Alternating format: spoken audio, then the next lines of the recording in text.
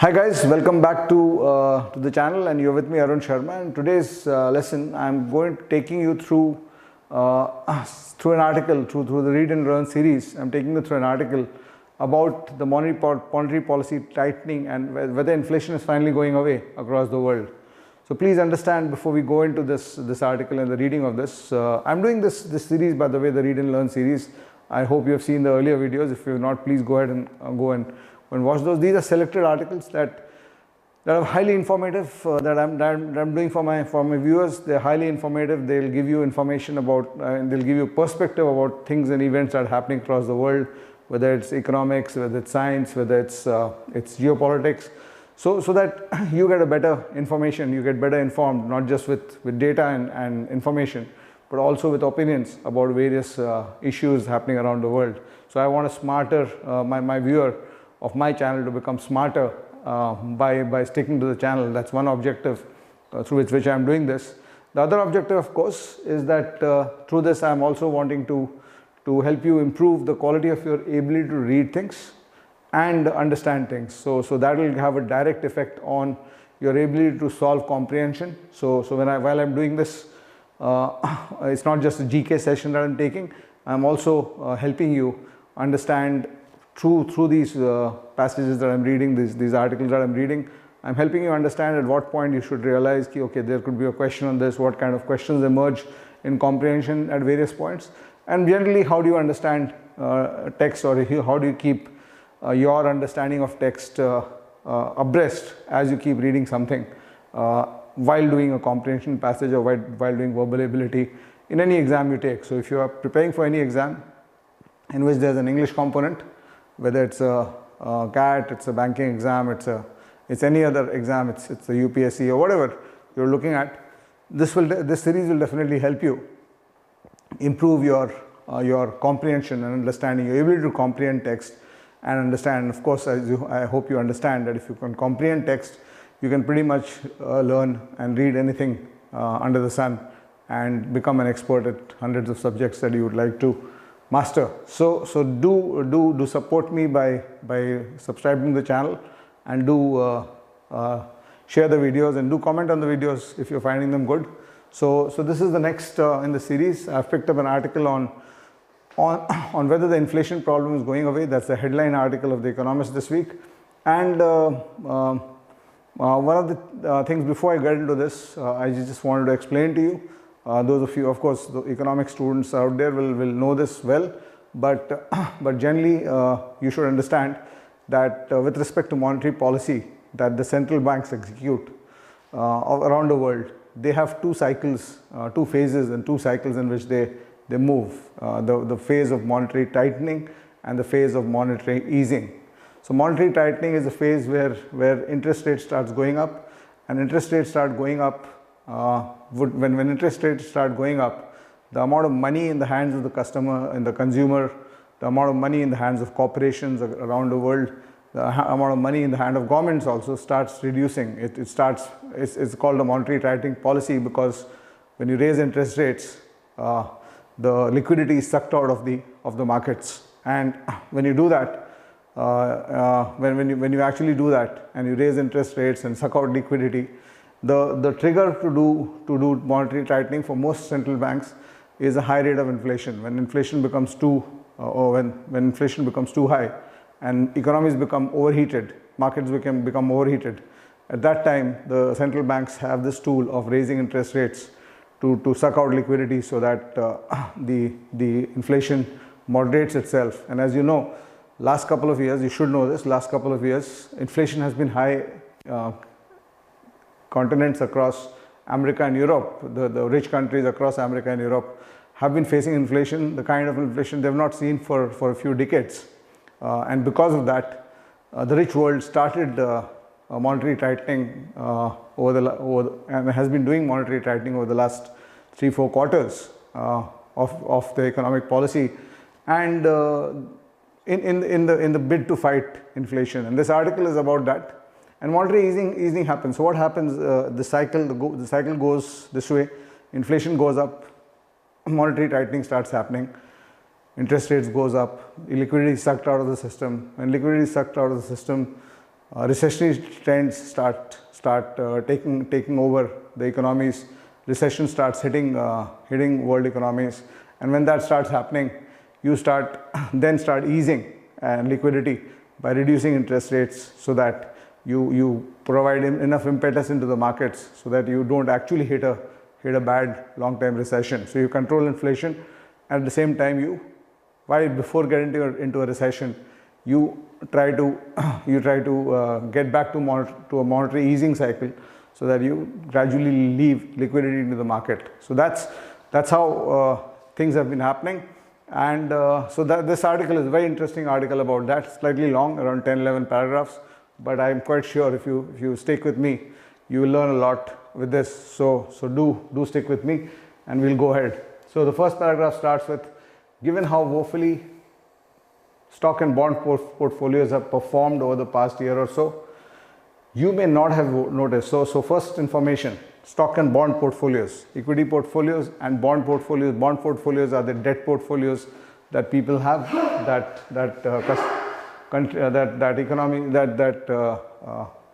investors have. So stock and bond portfolios have performed woefully over the past year or so. So you may not have noticed that financial markets are floating high on optimism. So the financial markets are actually high. So that's something you realize he's saying at the first point. And as a reader, when you're reading this for comprehension, you realize that he's given you a message in the first sentence itself, that what is happening is high optimism in the financial markets. So financial markets, which means the stock markets, are performing very well. They are at a high, or they have gone up drastically. And he's saying that the base for it is basically optimism. They are floating high on optimism. It's not really the underlying stock and bond portfolios have actually not done well. So yet there is no other way to describe today's investors, who since the autumn have increasingly bet that inflation, the world economy's biggest problem, this is what I was talking about, will fall away without much fuss. So since autumn last year, that means last 4-5 months or so, the investors have been betting that the biggest problem the world economy is facing, which is the problem of inflation, will go away without much fuss. The result, many think, will be cuts in interest rates toward the end of 2023. So everybody is expecting a monetary policy easing by the end of 2023. That's what investors are thinking, which will help the world's major economies, and most importantly America, avoid a recession. So you have to understand, I mean, if you look at this sentence again, this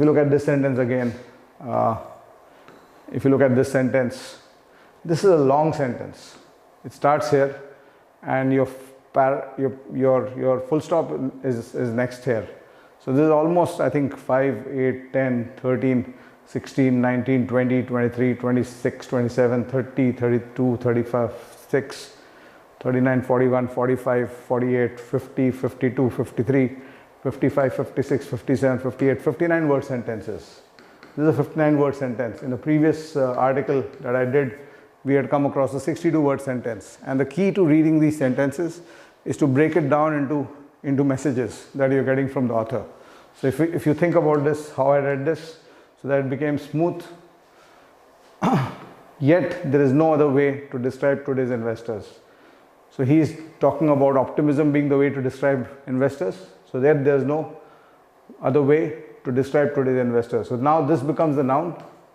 So what are these investors doing? Since the autumn have increasingly bet that inflation, again, don't read this at this point, inflation will fall away without much fuss. And inflation के बारे में उसने एक information दिया है कि it's the world economy's biggest problem, right? Okay, sorry, there was a sentence break here. So anyway, so the result, many think, will be cuts in interest rates towards the end of 2023, which will help the world's major economies and most importantly America avoid a recession. So what this is what I was talking about, that when you have high interest rates to control inflation, you tend to push the economy into a recession. So what investors are betting, that interest rates will start cutting, that means monetary easing will start happening towards the end of 23, which will help the world's major economies and most importantly America avoid a recession. investors are pricing stocks for a Goldilocks economy. Now, what is meant by Goldilocks economy, you can Google, but generally in this context, even if you don't know that, you can make out that we are talking about an economy which is very buoyant and very robust in its this thing, in which, so they've explained this Goldilocks economy in which companies' profit grow healthily while the cost of capital falls. So the cost of capital falls when monetary easing happens because interest rates go down, and cost of capital is directly linked to the interest rates that are running in the economy. So this first paragraph here is basically talking about the optimism which investors are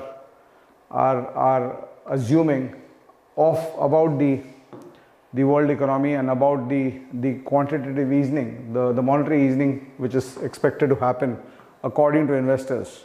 So let's see what this editorial talks about as we go ahead. Second paragraph, in anticipation of this welcome turn of events. So it's a welcome turn of events that cost of capital falls, companies' profits start going up, the world is on a boom kind of state, the markets will perform well. So in anticipation of this welcome turn of events, monetary easing starting. The S&P index of American stocks has risen. S&P 500 index of American stocks has risen nearly 8% since the start of the year. 8% growth in 1 year. Companies in 1 month actually. Companies are valued at about 18 times their forward earnings. Now this is an important construct. You should understand this. On the stock markets, there's a measurement of a company's valuation based on what its earnings cycle is. So if your earnings and your profits are X, supposed to be X over the going forward period, and you can go technically into this a little bit more. So what this sentence is saying, that companies are valued 18 times X, right? So that means you are a company which has got a, let's say a forward earning potential or a forward earning calculation of let's say $1 million is being valued at $18 million. So for 1 billion, it's being valued at 18 billion. So this 18 times forward earning is generally a very high value. So he says that 18 times their forward earnings, low by post-pandemic standards. That means post-pandemic companies were valued much higher than even 18 times the forward earnings, but at the high end of the range that prevailed between 2002 and 2019. So between 2002 and 2019, companies' valuations were somewhere up to 18 times. This is the high end of the range of what valuation multiplier companies were getting between 2002 to 2019. More likely multipliers based on this sentence might be 10, 15 or maybe 5, 10, 15 in that range.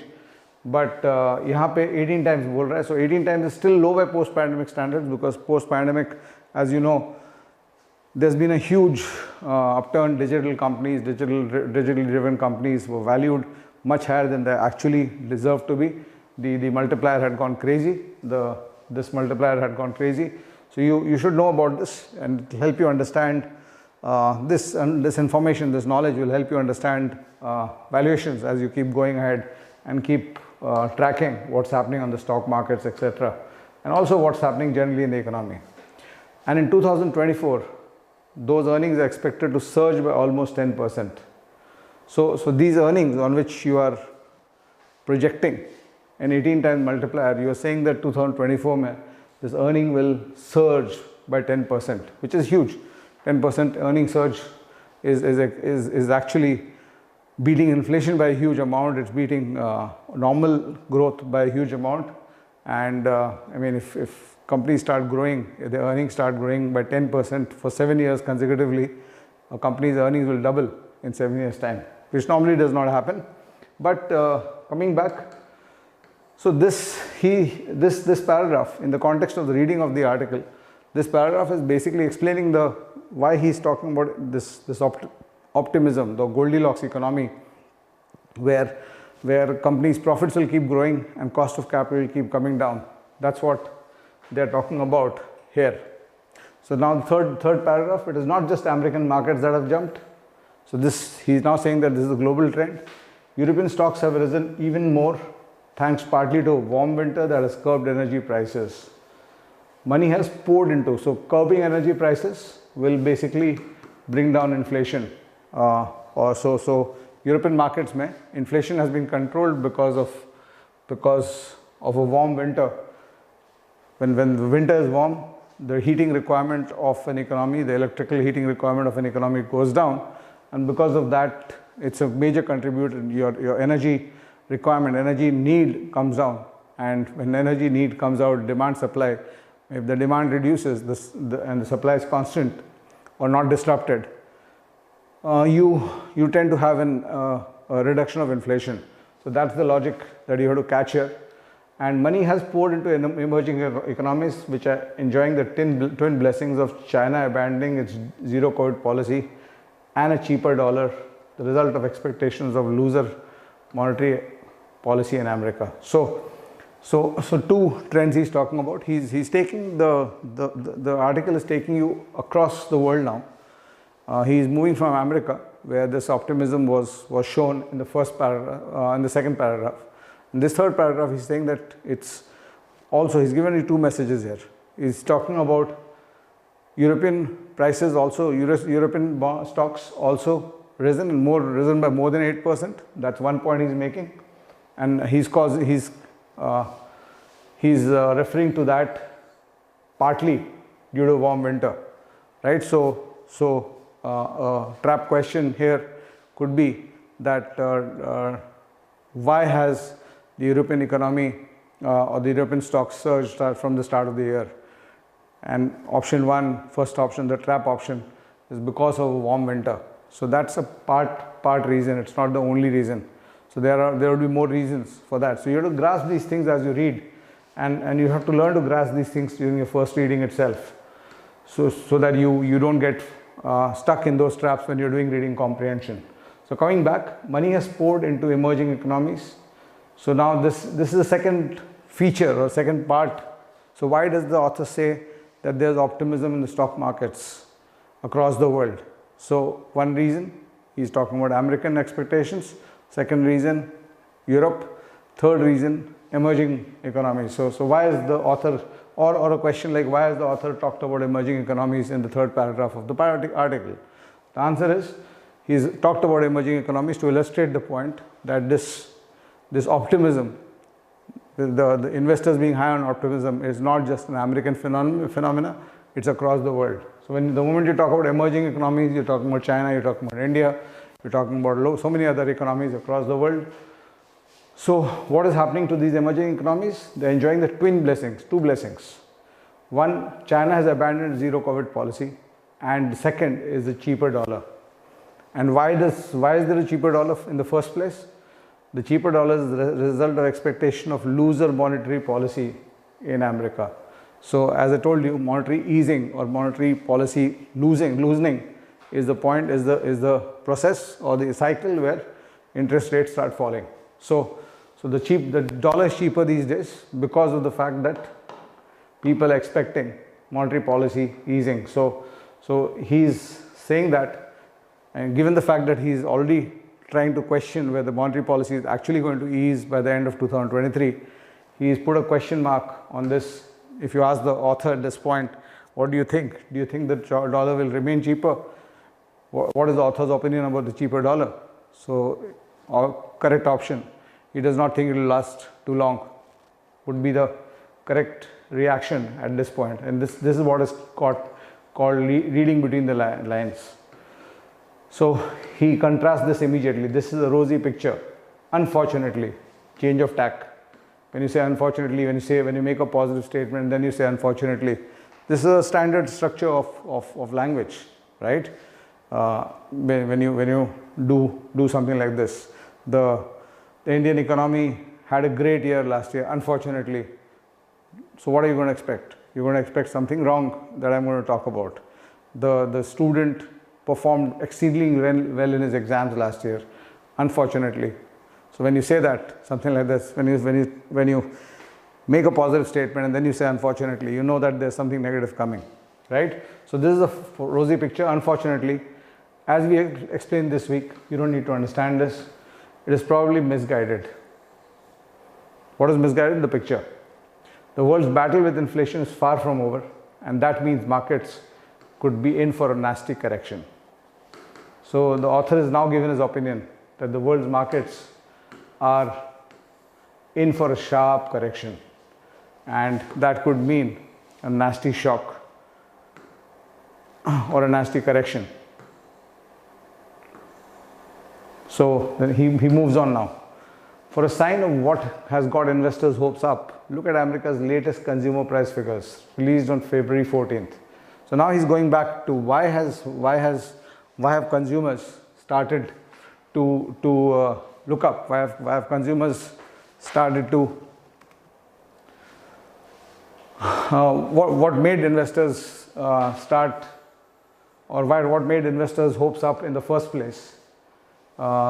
He's talking about look at the latest consumer price figures. They showed less inflation over the 3 months to January than any time since the start of 21. So start of 21, that means January 2021. Say we are now in February 23.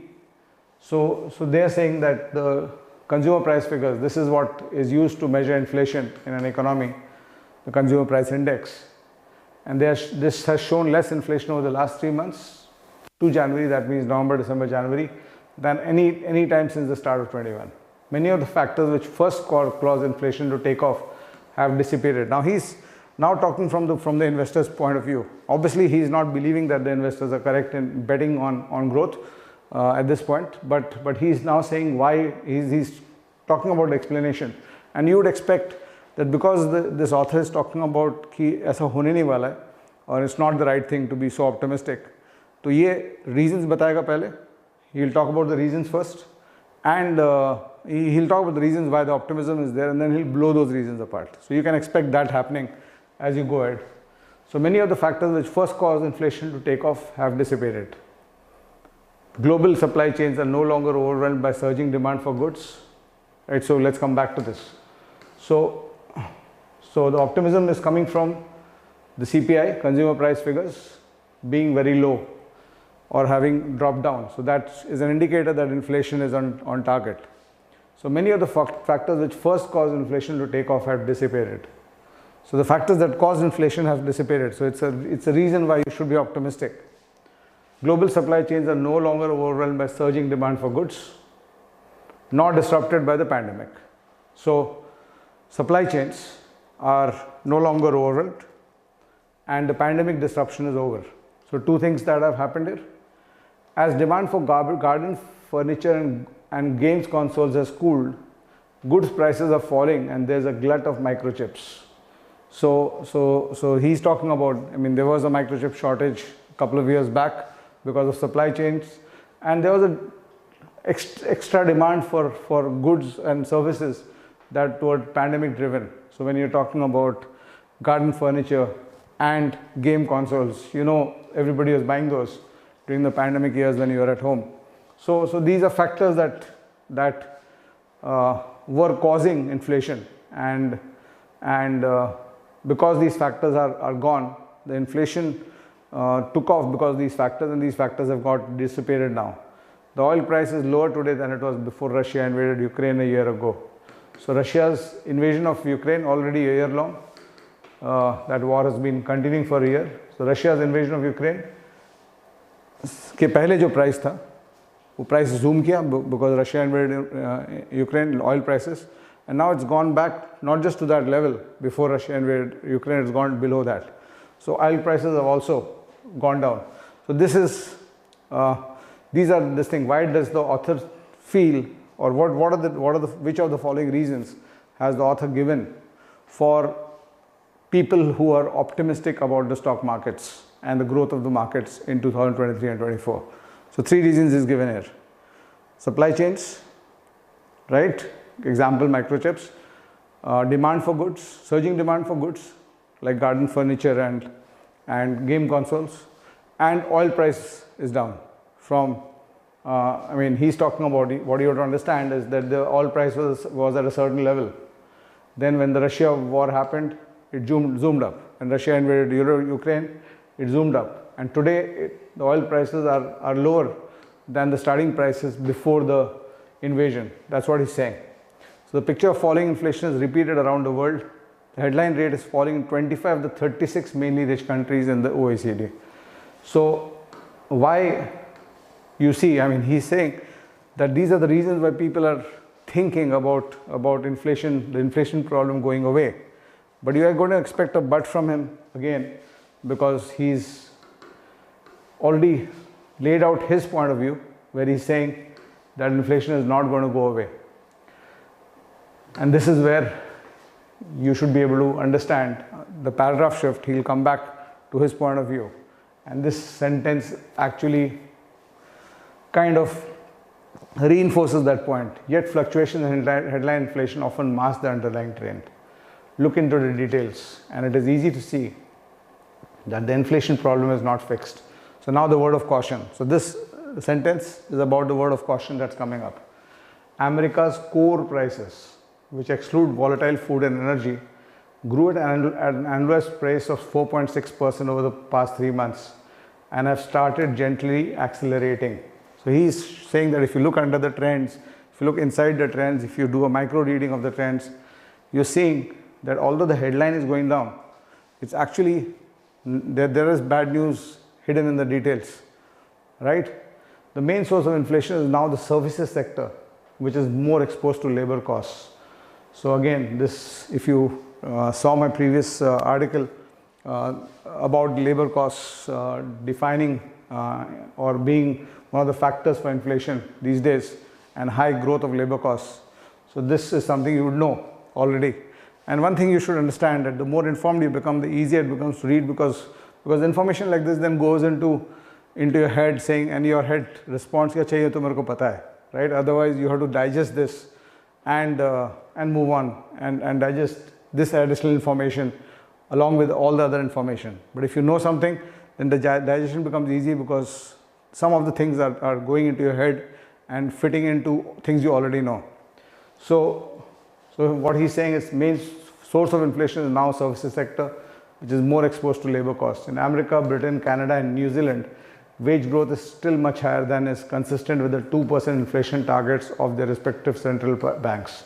So यहाँ पे एक और information उसने दिया है कि central banks of these rich countries like America, Canada, Britain, New Zealand, their target inflation is 2%, right? And the rate at which labor costs are rising is not consistent with the 2% inflation rate, right? Pay growth is lower in the euro area, but rising in important economies such as Spain. So he's going back. So this part, again, as I said, if you're aware of this from the previous article, then this last part of this paragraph is not so difficult to digest. That one of the things that is bucking the trend of headline inflation dropping and factors which are reducing inflation, the labor prices rise is still a cause for concern. Coming back, that should not be a surprise given the strength of labor markets.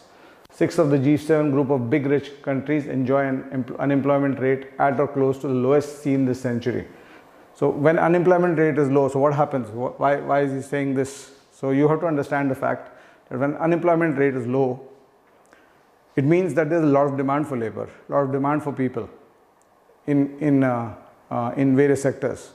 And when there is demand for people, when the demand is high and employment rate is low, there is less unemployed people. Companies, corporations and organizations need to pay the people higher. So that's what he's talking about. America's is the lowest it has been since 1969. So 1969 is the lowest unemployment rate America is experiencing now. It is hard to see how underlying inflation can dissipate while labor markets stay so tight. They are keeping many economies on course for inflation that does not fall below 3 to 5% or so. That would be less scary than the experience of the past 2 years, but it would be a big problem for central bankers who are judged against their targets. It would also blow a hole in investors' optimistic vision. So he's cautioning us here that labor markets are very tight. So his entire focus, now whether you agree with this or not, is something that you will, as you gain more exposure about how the world economies operate, you can have an opinion about it. And of course you can also use this opinion in interview cycles and interview discussions with prospective employees or institutions. But his main point till now has been that although the headline inflation is dropping, labor markets are very tight, and with these kind of labor markets, with wage growth being so high, inflation rates cannot fall to 2%. They'll be in the 3 to 5% range. And that would be a problem for central bankers, because central bankers are judged against the targets they are set. So if they are not going to bring it down to the target they have, then will they be able to drop interest rates and start monetary loosening is something that becomes a question for all of us. So whatever happens next, market turbulence seems likely. In recent weeks, bond investors have begun moving towards the prediction that central banks do not cut interest rates, but instead keep them high. So bond investors are now predicting.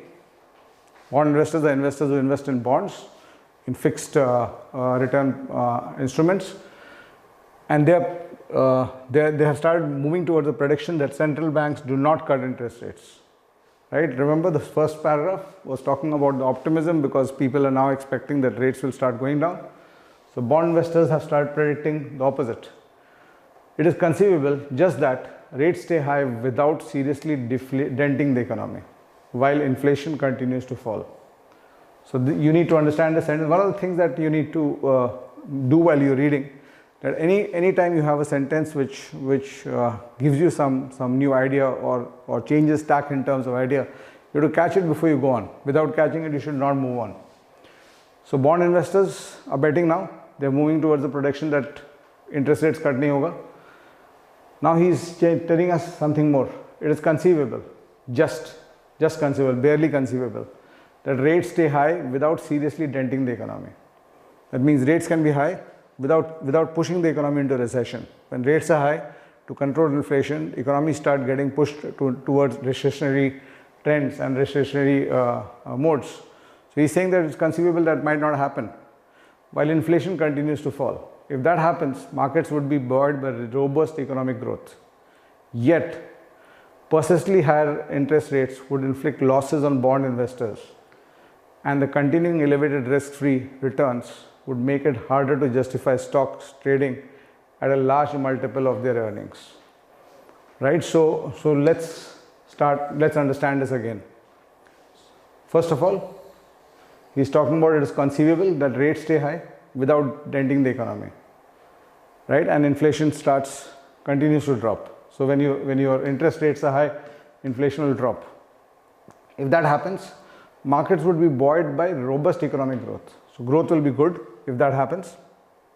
Rates stay high, inflation falls, will be driving robust economic growth. Yet persistently higher rates would inflict losses on bond investors, and continuing elevated risk-free returns would make it harder to justify stocks trading at a large multiple of their earnings. So what he's saying is that when interest rates are high, when the central banks are defining high interest rates or giving the signal of high interest rates, then you have risk-free returns by investing in instruments, in investment instruments, which will give you return at a fixed rate of interest.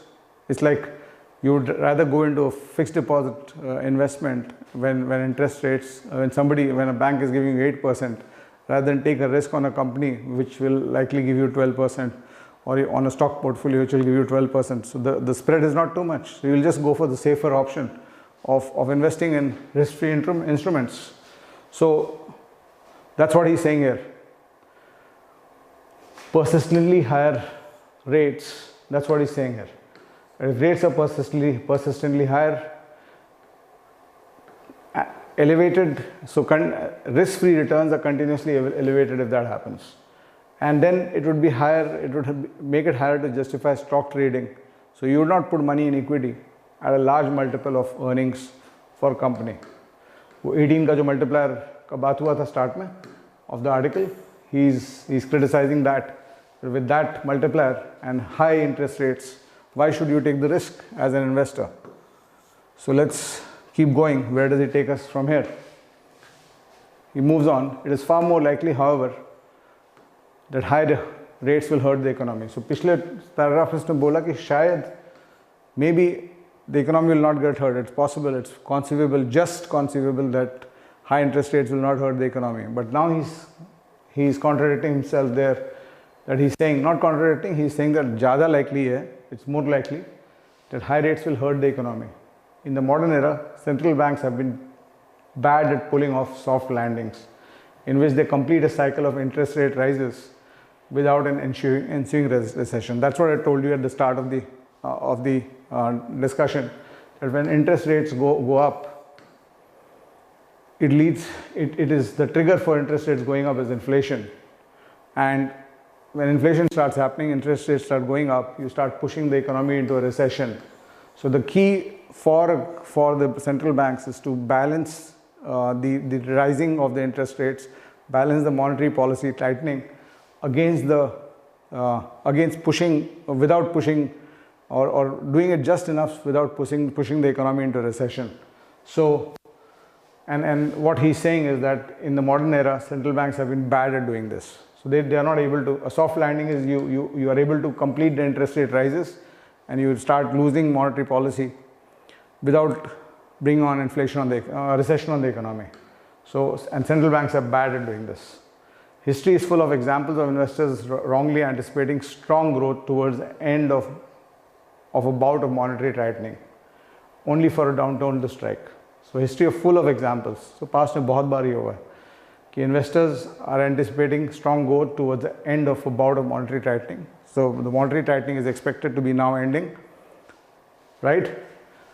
And only so investors are expecting. So in history, this happened a lot of times, where what has been happening right now, that investors are expecting strong growth, but at the end of the monetary policy tightening phase, the economy hits a downturn and it moved to a recession.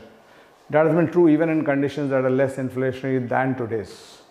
So past में इतना inflation नहीं था, उसके बाद भी ये हो चुका है. So likelihood of this happening is much more, according to this author.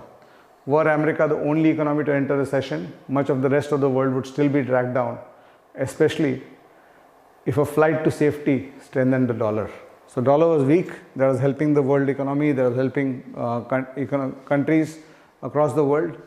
But if recession starts happening and people start pushing towards a stronger dollar, the cycle starts moving towards a stronger dollar, then obviously it will bring down a lot of economies across the world. So that's what this is talking about. Last couple of paragraphs now.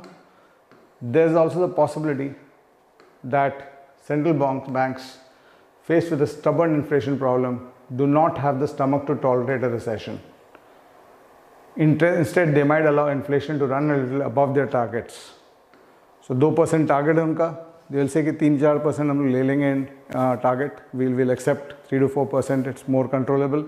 But I will not push my economy into a recession. So I'll start easing interest rates. In the short run, that would bring an economic sugar rush.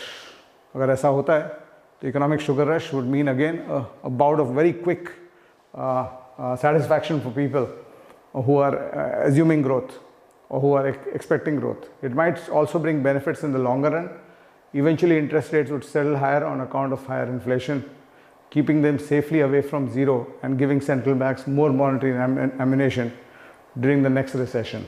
For this reason, many economists think that ideal inflation target is above 2%. So economists are not thinking that 2% is not the ideal inflation rate. It's better to have a slightly more recessionary, inflationary economy, 3 to 5%, 3-4% maybe, and keep the interest rates a little bit higher. And if you do that, interest rates are not going to come down to zero. So which means that if interest rates are at a higher plane, on a slightly higher level of inflation, the central banks have more play. I mean, if the interest rates are at the bottom at close to zero, then the play of the central banks goes down drastically. They can only take it up. But if interest rates are somewhere in between, they can take them up or down. So that's why this is talking about the central banks having more monetary ammunition during the next recession. So if you are at a high interest rate and a recession is happening, you will immediately do a quantitative easing, monetary easing. you will reduce the interest rates. But if your interest rates are zero and then in recession happens, then you've got no ammunition. That's what he's saying here. So coming back, last couple of paragraphs.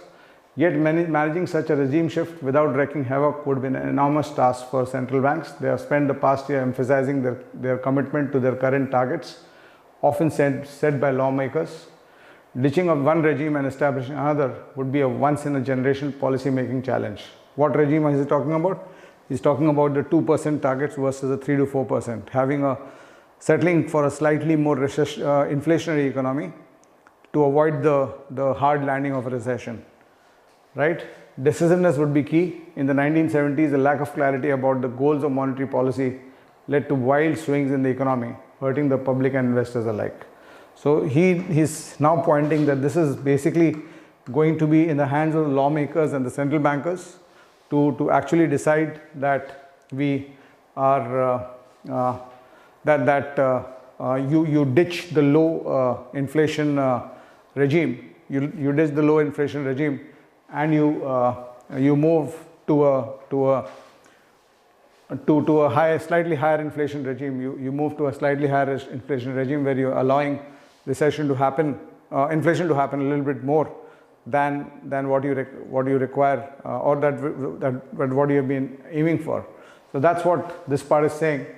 But he's saying that for this you need to be very decisive and very on the ball in terms of strong decision making to do this. So far, central bankers in the rich world are showing no signs of reversing course. That means they're all going for 2%.